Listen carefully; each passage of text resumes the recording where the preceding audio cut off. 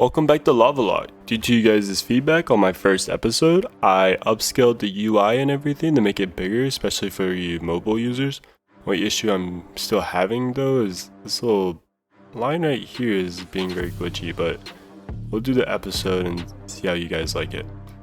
And also, I'm very excited that due to the poll I put in my last video, we're gonna be leaving the island today. So essentially what happened is I realized that I already have teleports unlocked that can help me traverse to my other lava or furnace chunks. So basically we can go to Lumbridge because, okay, we can go to Lumbridge because there's a furnace there. So, and we have the Lumbridge home teleport. But I also realized we can actually teleport back to Karamja because we have the fight caves teleport.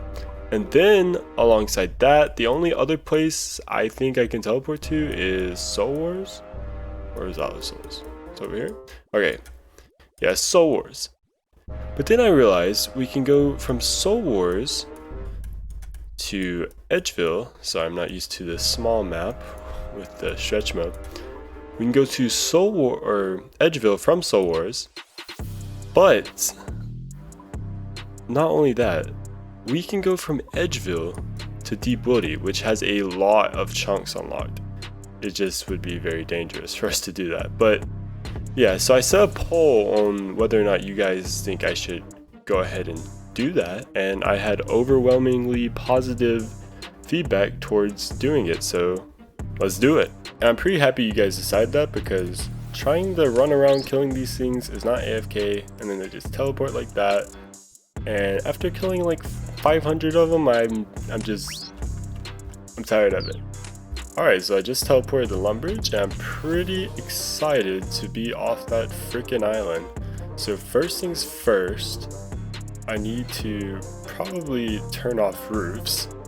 And second of all, we need to go find out how much a mithril battle axe is. Okay. We could probably get that soonish. I think I already have like 500 something gold, but that's gonna be our biggest upgrade here. I also thought it would have been cool if we could took the one-time trip to Barbarian Village, but Barbarian Village we cannot go to yet because it's not a furnace there. It's just the pottery oven, which I guess doesn't count. And now I just went and got my Ironman armor, which will give us defense bonuses, which is pretty dope. We just can't use this armor for base layer magic, but I mean, that's a heck of a lot better than what I was working with. And lastly, let's claim these free runes so we can start leveling magic. This is probably going to be our best way to get early magic levels. So here's the bank. We don't have enough, but I think I might just start by doing some pickpocketing because we'll get some levels. We basically have the same amount of total as we have gold coins. I'm also going to start taking advantage of these runes and doing some magic. So we're going to take off this armor because it has all negative mage bonus by a lot. And we're going to try to get the bronze square shield from the goblins because that's pretty much the only upgrade we can get from them. I'm also thinking that maybe at some point we'll get the community tab and then I can start running polls on my channel about which chunks we should unlock. Because there's a lot of different options and I think it'd be cool to do it with you guys. Hey, look. This honestly is better than my iron dagger I grinded for, a bronze spear. Maybe not in DPS, I don't know how fast the attack speeds are. But I'd like to pull the new zones with you guys. So look into that. Getting our magic up is also going to be pretty big with these early levels with the free runes, because after we get some levels, we can start going back to the fight caves and getting Tokul to buy runes at the rune shop. Or we could maybe look into going to Mage Bank, I'm not sure. I also think these two dungeons in particular have a lot of good options for unlocks. We have the Edgeville dungeon, which has a lot of monsters in there we could probably get things from. And there's this deep wilderness dungeon over here. I know it has hill giants and stuff, so that would be cool to go in. Let's see. Fire giants, hill giants, chaos dwarves. Yeah, I just You gotta be really hesitant about going in the wilderness since, you know, I'm a hardcore. And there's the bronze square shield. Also, prayer's still going to be very slow, but we'll get it done. We just don't have access to the chaos altar or anything yet, so it's just going to be a lot of bearing bones and spreading ashes. Hey look, a food delivery while I pickpocket. That's pretty nice. Give me that baguette. Yeah. Alright, so that's 28 patches. I only got like hit twice. It was surprising, and that gave us almost nothing. So 84 coins. We're gonna have to keep doing this for a good while, but we're gonna get that mithril battle axe. Also, since no hardcore truly lives forever, and this is my first hardcore, let's go ahead and start making some predictions on what will end up killing me in the future, so when that happens, we can come back to this episode and see if someone guessed it. Thought I'd try to maybe finish off with selling my wizard hats and mine talismans to the general store, but they won't give me anything for it. I'm totally not cooking chicken because I almost died to a man. Aw, frick. Can't even use this. Fun fact, there is a place to cook in the top of the Lumbridge general store, and I have my chef's hat equipped for hidden cooking bonus, and I didn't even know this chick was up here, to be honest. And there's an onion. I'm gonna take that. And we're about to go buy the battle axe, and we got 15 thieving. And apparently I suck at cooking and I burnt everything.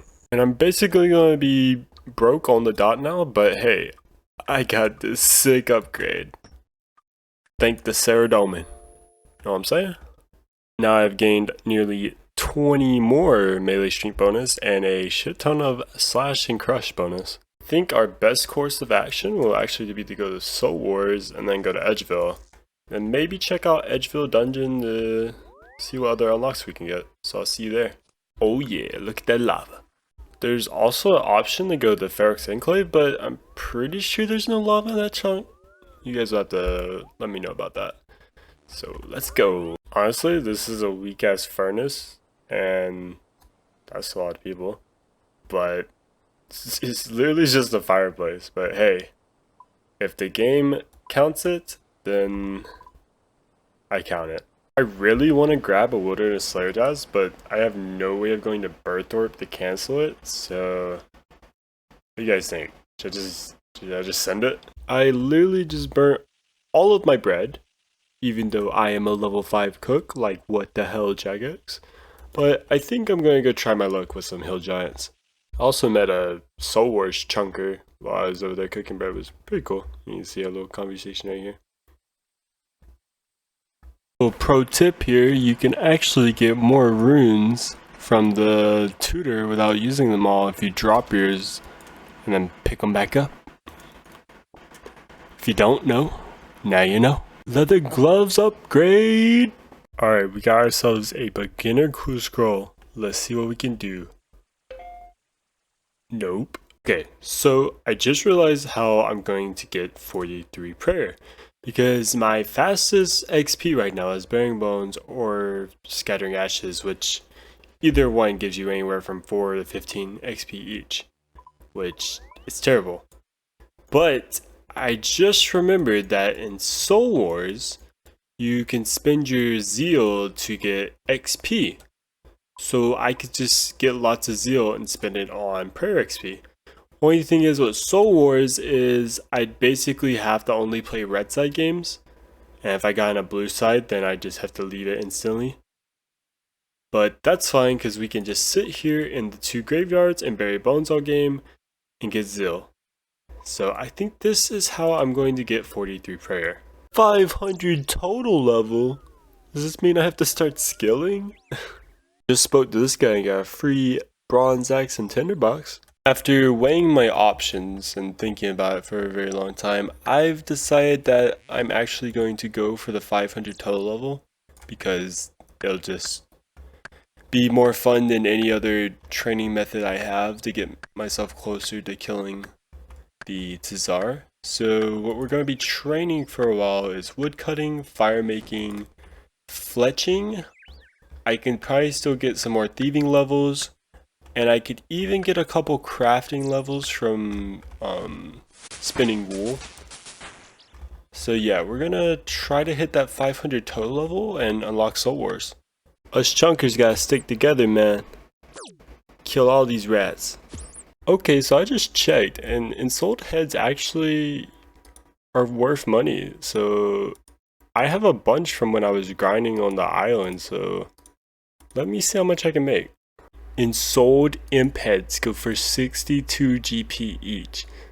I have like 28 of them, and then I have like 4 monkey heads. Like, if I would have known this, I wouldn't have dropped some early on. This can actually possibly fund our magic training. Alrighty, so I actually found a way I can unlock range, and luckily I just found this cow outside the fence on this world. And this is what I need to unlock the bronze crossbow.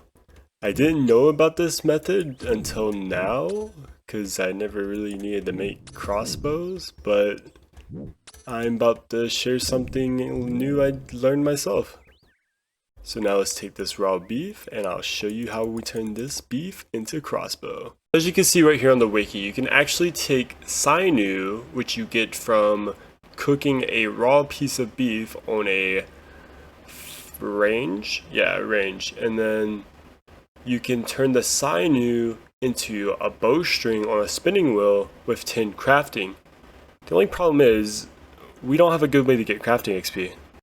Sinew, I don't know how to pronounce it, but actually the only way we can get crafting XP is by spinning wool, by coming to this corner of a chunk that we actually have access to and shearing as many sheep as possible, and then going back to Lumbee, and then going into Lumbee Castle and spinning on the spinning wheel.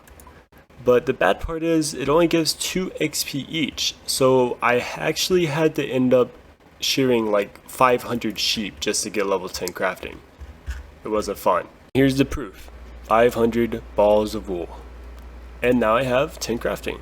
Next up, we need to make a wooden stock for the crossbow, so we're going to have to get 9 fletching. So let me go get that. And now, after about 3,000 arrow shafts, I have 9 fletching. The last thing we will need is the bronze limbs, which require 6 smithing. And thankfully, I have a method of getting smithing levels. So first, we're going to grab our toku out the bag. Then we're going to go ahead and make this wooden crossbow stock that we're going to need. And now we're going to teleport to More Rec because we can actually buy ores in the, I think it's a gem shop. We can buy ore at the gem shop. So we're going to start, and there's a furnace there. So we're going to go and make bronze bars. Then we'll come back to Lumbridge and make some other items. And then once we get level 6, we can make the bronze limbs for the crossbow. And of course, let me go ahead and suicide inside the fight cave so I can get some run energy back. Because having level 1 agility just completely sucks. But yeah, I'll be dead in a second. Now that we have the entire inventory, we go over to this lava forge right here. And we can make bronze bars. And then we'll take these bronze bars to Lumbee after, and we'll be able to make whatever we need. And this honestly should be the easiest part, getting level 6 smithing. Before we finish off smithing, let's actually go to this range right here, since we cannot use the cook's assistant one in the castle. We'll have to come here.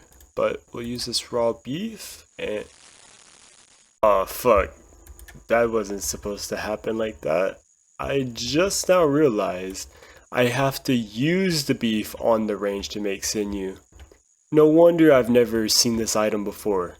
Well, hopefully I can get as lucky as I was the first time, because I just happened to I was just happened to be on a world that had a cow outside the pen.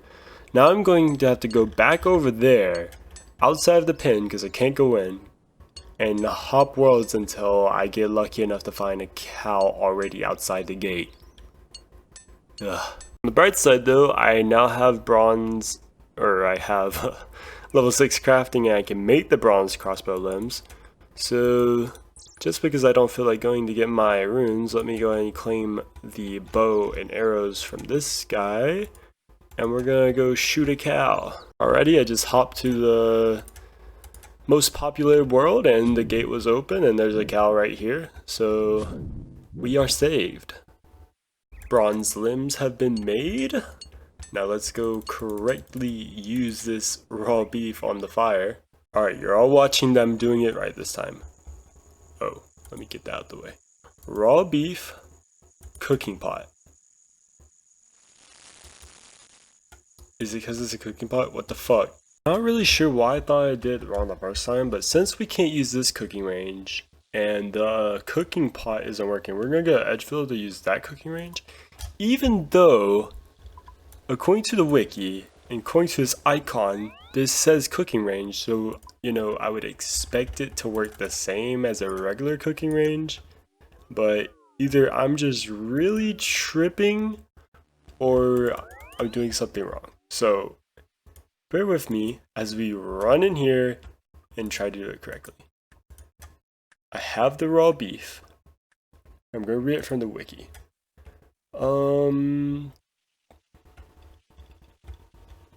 Members can convert raw beef into sinew by using it on a range and choosing the make sinew option. I'm going to use the raw beef.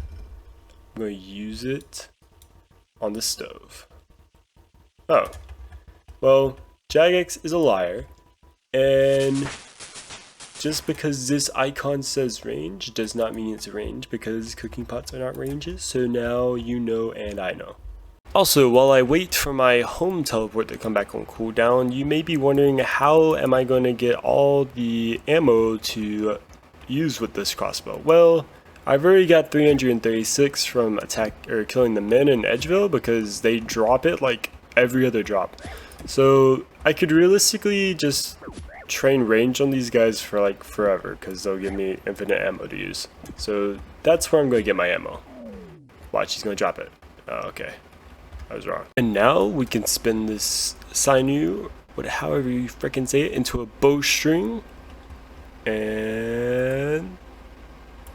oh, I got scared for a second. I thought I did it. I thought I wasted all my time. Do it into a bowstring. And boom. We have turned a cow into a wooden crossbow. Hell yeah.